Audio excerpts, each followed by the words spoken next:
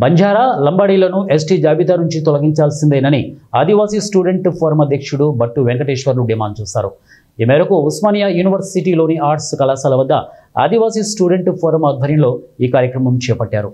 రాష్ట్ర అధ్యక్షుడు బట్ట వెంకటేశ్వర్లు మాట్లాడుతూ వలసదారులు, చొరబాటుదారులు అనేవారు నేడు తెలంగాణ సమాజాన్ని తప్పుదోవ పట్టిస్తున్నారని, తెలుగు ప్రజలు ఈ విషయాన్ని గమనించాలని అన్నారు.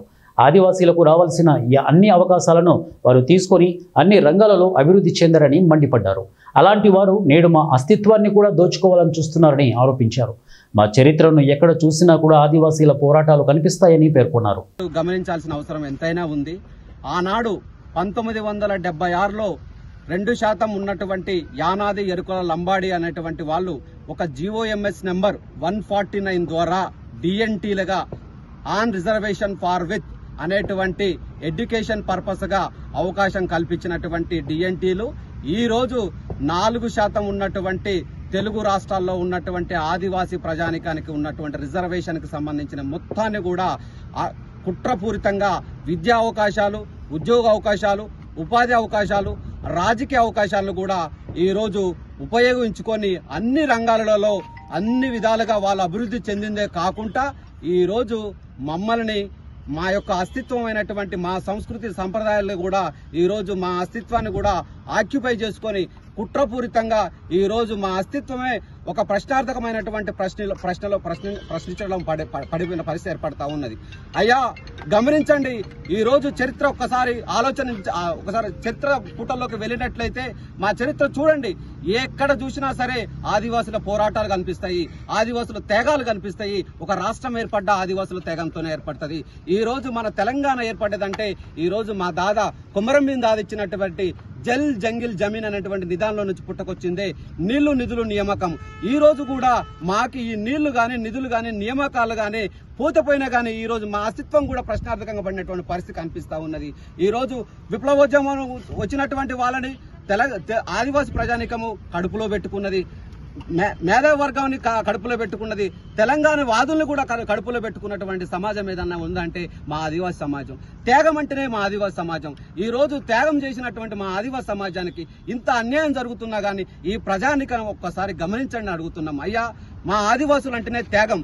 ఇంత త్యాగం చేసి కూడా ఈ రోజు భారతదేశంలో ప్రభుత్వం గుర్తించినటువంటి ఈ రిజర్వేషన్ అనేటువంటిది మాకు గుర్తించినా కూడా మా అవకాశాలు, ఉద్యోగ అవకాశాలు అన్ని కొల్లగొడతా ఉన్నారు. కొల్లగొట్టినా పర్వాలేదు, కానీ మమ్మల్ని ఈ రోజు ఏంటి పరిస్థితి అంటే ఆదివాసులు అనేటువంటి వారి వలస వచ్చిలు అనేటువంటి చిత్రీకరిస్తున్నారు. ఈ కుట్రని మీరు గమనించాలి. మీ పక్కలో ఉన్నటువంటి సోదరులు ఎవరైతే ఉన్నారో లంబాడి, సుగాలి, బంజారీలు అనేటువంటి వాళ్ళు ఎట్లా ఉన్నారు అనేటువంటిది ఒకసారి గమనించాల్సిందిగా మేము కోరుకుంటా ఉన్నాము. ఒకటే చెప్తున్నాము, ఈ రోజు రాజకీయంగా కూడా ఈ రోజు తెలుగు రాష్ట్రాల్లో తెలుగు ప్రజానికాన్ని ఏదైతే ఈ సుప్రీంకోర్టు అత్యున్నత న్యాయస్థానం ఏదైతే తెలంగాణ రాష్ట్రానికి అదే విధంగా కేంద్ర ప్రభుత్వానికి నోటీస్ ఏదైతే ఇచ్చిందో ఆ అంశం పైన వాస్తవానికి ఈ రోజు ఉన్నటువంటి ప్రభుత్వము ఆన్సర్ ఇవ్వాల్సినటువంటి పరిస్థితి ఉన్నది. కానీ ఈ రోజు మేము లంబాడీలు, సుగాలీలు, బంజారీలు మేమందరం కూడా 40 లక్షల పైన ఉన్నాము ఈ తెలుగు రాష్ట్రాలలో, అంటే తెలంగాణ రాష్ట్రంలో. మేము తలుచుకుంటే ఈ ప్రభుత్వమే కూలిపోద్దని చెప్పేసి భయభ్రాంతులు గురి చేసి ఈ రాజకీయ పార్టీల్ని, తెలుగు ప్రజలందరినీ కూడా తప్పుదోవ పట్టించే పరిస్థితి కనిపిస్తా ఉన్నది.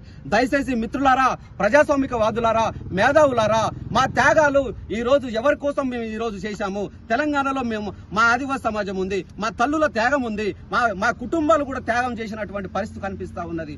అయ్యా ఇవాళ రాజకీయంగా మమ్మల్ని బ్లేమ్ చేస్తూ ఉన్నారు. మాకి కలిసి వచ్చేటువంటి ఆదివాసీ ప్రజాప్రతినిధులు కూడా ఈ రోజు వాళ్ళు బెదిరిస్తా ఉన్నారు, భయభ్రాంతులకు గురి చేస్తా ఉన్నారు.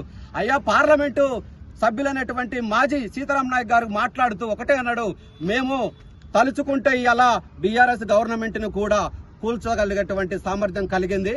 ఇవాళ కేబినెట్ లో ఒక్క మా ఆదివాసీ అక్క, మా సమ్మక్క సారక్క వారసురాలు, మా అక్క, మా సీతక్క ఈ రోజు తెలంగాణ రాష్ట్రం ఏర్పడిన తర్వాత నుంచి 10 సంవత్సరాలు అయిపోయింది అబ్బా. 10 సంవత్సరాల నుంచి ట్రైబల్ వెల్ఫేర్ డిపార్ట్మెంట్ లో మేము పోలేనటువంటి పరిస్థితి అబ్బా. బంజారాలు, లంబాడీలు వాళ్ళకి సామాజిక వర్గాలకు సంబంధించిన మినిస్టర్సే ఉన్నారు. ఈ రోజు ఈ కాంగ్రెస్ ప్రభుత్వంలో కూడా మా ఆదివాసీ మా అక్క వస్తే ఈ రోజు కూడా వార్వనీయకుండా కుట్రపూరితంగా దాడులు చేసేటువంటి ప్రయత్నం చేసి బెదిరింపులకు గురి చేస్తున్నటువంటి పార్లమెంటరీ అనేటువంటి మాజీ సీతారాం నాకు చెప్తున్నాము, నువ్వు కూడా అదే పార్లమెంటు నియోజకవర్గం నుంచి కంటెస్ట్ చేసినటువంటి చరిత్ర ఉంది నీకు కూడా. కాబట్టి అదే ప్రజానికం, ఆదివాసీ ప్రజానికం కూడా ఆ పార్లమెంటరీలో ఉన్నది. కాబట్టి దయచేసి మేము చెప్తున్నాము, రెచ్చగొట్టే